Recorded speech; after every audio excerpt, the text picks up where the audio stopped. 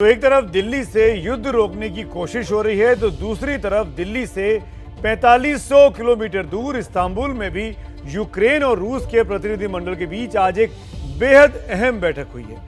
बैठक के बाद दोनों देशों में विवाद सुलझाने की दिशा में कदम उठाते हुए पहली बार दिखाई दिए हैं। इस कड़ी में ही कीव से रूस अपनी सेना पीछे करने को तैयार दिखा है।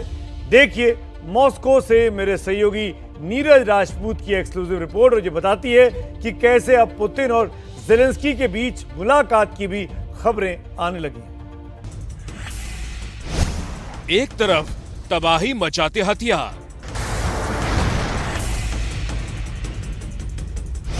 तो एक तरफ शांति समझौते की कोशिश।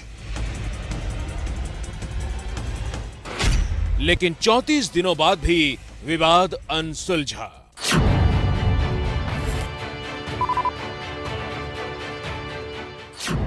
युद्ध की आग में यूक्रेन को और ना जलना पड़े, इसलिए इस बार बातचीत की मेज तुर्की के इस्तांबुल में सजाई गई थी, जिसकी मध्यस्थता खुद तुर्की के राष्ट्रपति तैयब अर्दोगान कर रहे थे। बातचीत शुरू हुई।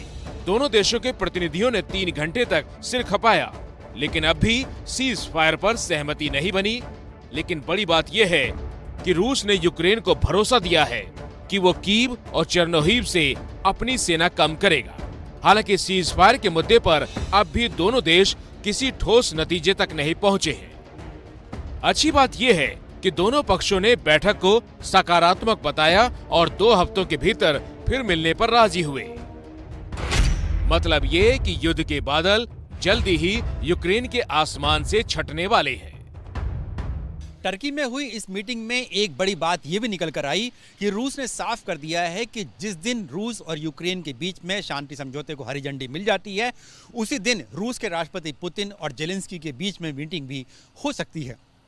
इसके मायने ये हैं कि अगले 2 हफ्ते में रूस और यूक्रेन के बीच में शांति समझौते का ऐलान हो सकता है। रूस के एक तरफा ऐलाने जंग का मुकाबला यूक्रेन डट कर करता आ रहा है,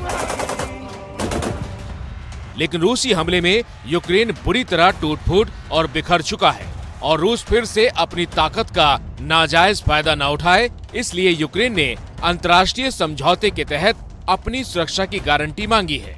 दुनिया के 8 देशों से गारंटर बनने का आह्वान किया, जिसमें इजराइल, पोलैंड, कनाडा और तुर्की को खास तौर पर शामिल रहने का आग्रह किया है। जानकार मानते हैं कि यूक्रेन की सुरक्षा गारंटी की मांग का रूस विरोध नहीं करेगा, इसलिए समझौता बहुत जल्द हो जाएगा, क्योंकि रूस के व्यापारियों को भी युद्ध बहुत महंगा पड़ रहा है।